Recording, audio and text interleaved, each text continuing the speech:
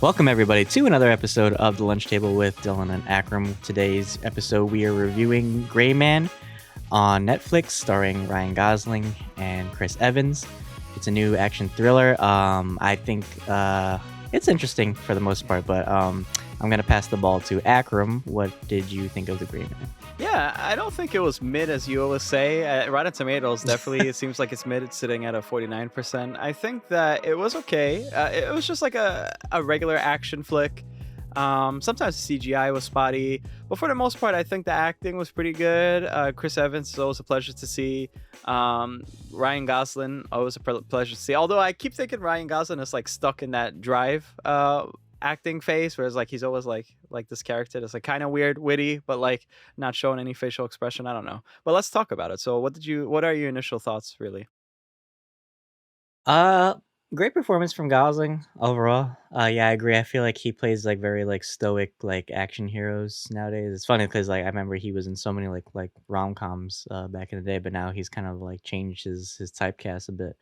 As for Chris Evans, it was kind of weird seeing him as a villain. I feel like it's weirder seeing him in villain roles because he's so I don't know if it's just Captain America or Human Torch, but I feel like when he plays villains, it just comes off a little weird for some reason. It's like he's overacting sometimes. But I thought he was all right. The well, I mean, stellar cast. Obviously, we overlooked a bunch of cast members in this movie.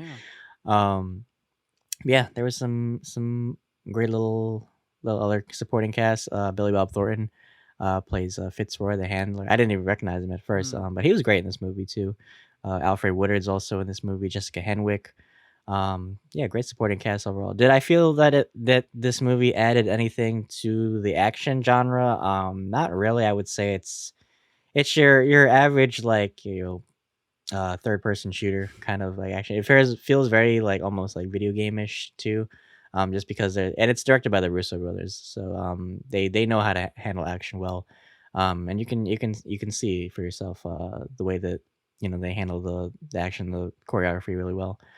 Um, yeah, basic generic plot for me, but I think overall it was a cool concept, right? It's like taking like criminals and turning them into CIA agents, kind of like this like Suicide Squad almost, Right. and they're kind of like turning on each other too. But how did you feel for Ryan Gosling's character Six? Oh, I always love to see Ryan Gosling. I think he's a phenomenal performer. I don't know. He's very witty. He's that cool guy, that knows a lot. I feel sympathetic towards him. It kind of reminds me of like Butcher, like growing up from a shitty father, and he tried to defend his brother. And he's in the situation now where he's forced to do this for the rest of his life.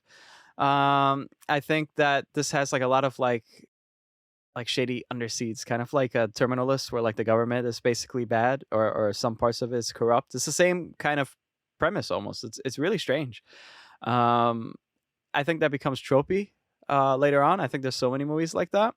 Where I think that this movie succeeds is the fact that it has its director. So I think you can still make a shitty movie if you have brilliant actors. And I think that for me, Joe Russo and Anthony Russo I think they did a great job for this movie. But I feel like they had that in their mind where like we're not gonna really make this like it's very thematic. I don't think they just wanted to make something super fun. Whereas Cherry, an Apple TV Plus exclusive, still was kind of mid, but um, it was more like going into the themes of war and like PTSD and like struggles. And so here it wasn't really anything like that. It was just let's just save this guy and his young niece. And I don't know. Well, since the narrative was on the weaker part, and you're a big like gun Yeah. fanatic and action enthusiast, how did you feel for like the choreography? Yeah, I mean, it was cool. It was an amalgamation of let's shake it up and also let's stay still in the right moments. I think sometimes they nailed it. I think the problem was like when you have shaky cam and you have low lighting, I think that's where things get a little bit slippery, and it's really hard for the Yeah, it audience. was hard to see in some scenes. Yeah, Yeah. it was. I think the first scene was like fun, and they got.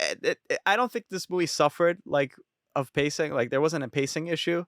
It was just like some things were underwhelming. The action though, I don't think was underwhelming, especially the Prague scene where that should spark some conversation because that probably was the worst in Prague. I don't know.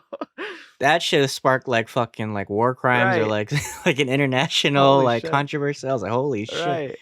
I was like, damn, they got away with fucking straight up like like murder. Yeah. Just like holy shit. It But was crazy. it's cool. It's cool, and it almost kind of feels like in a way, kind of like a Captain America Civil War. It basically was if you think about it, because even the titles like where they brought you to like different parts of the world felt very similar to Civil War. The end credits when they show like the Right. statues and stuff feels very like very like Russo style. Um, yeah, they're I think the Russo brothers are done pretty much done with Marvel, so it's interesting to see them branch out and explore different areas.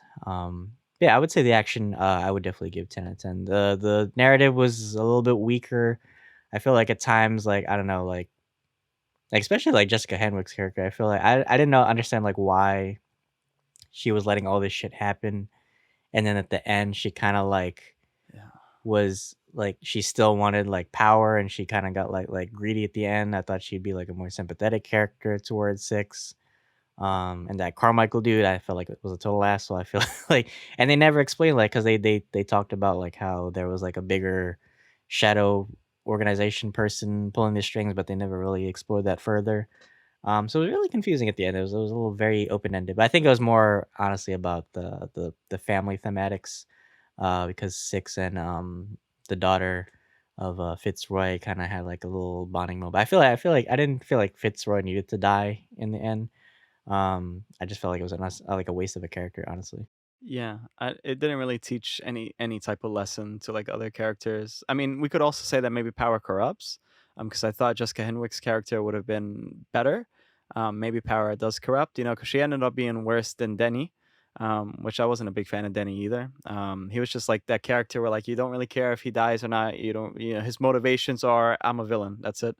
Same thing with Lloyd. Chris Evans was great. I think he was great. I think the thing is, I think Chris Evans is such a nice guy that when he plays villains, he plays them so good because he's a good actor, but he plays them like in a cheesy way, just because he's not really like bad that I know of from the public perception at least.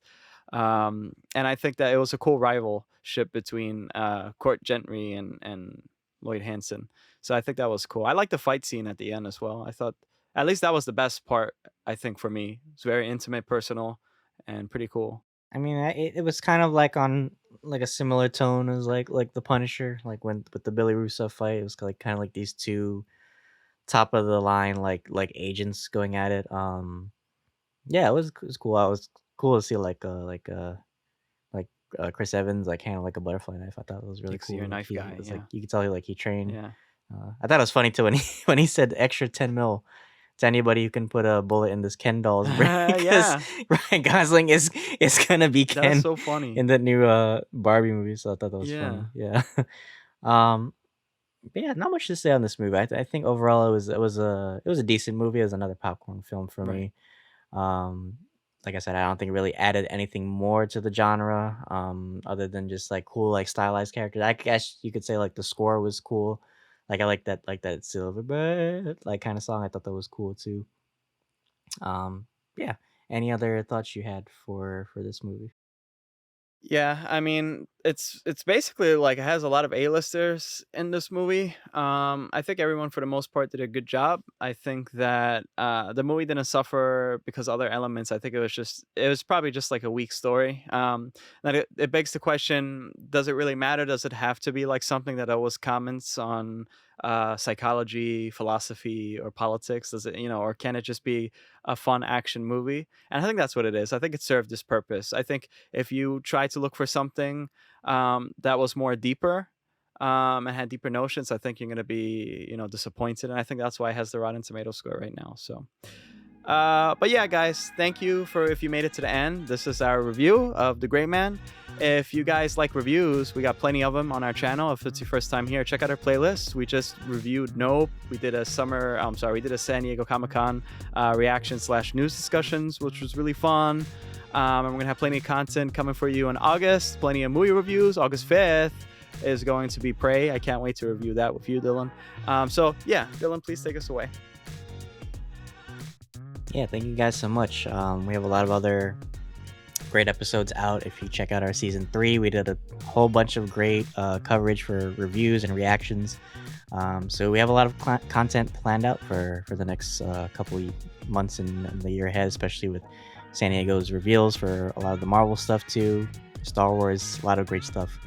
But yeah, check us out on Instagram, Apple Podcasts, Spotify, and Anchor. Please leave a comment if you enjoyed this video, or if you disagree with us, you can leave your comment and review.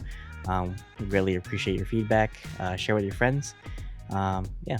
Until then, thank you for having lunch See with you us. guys.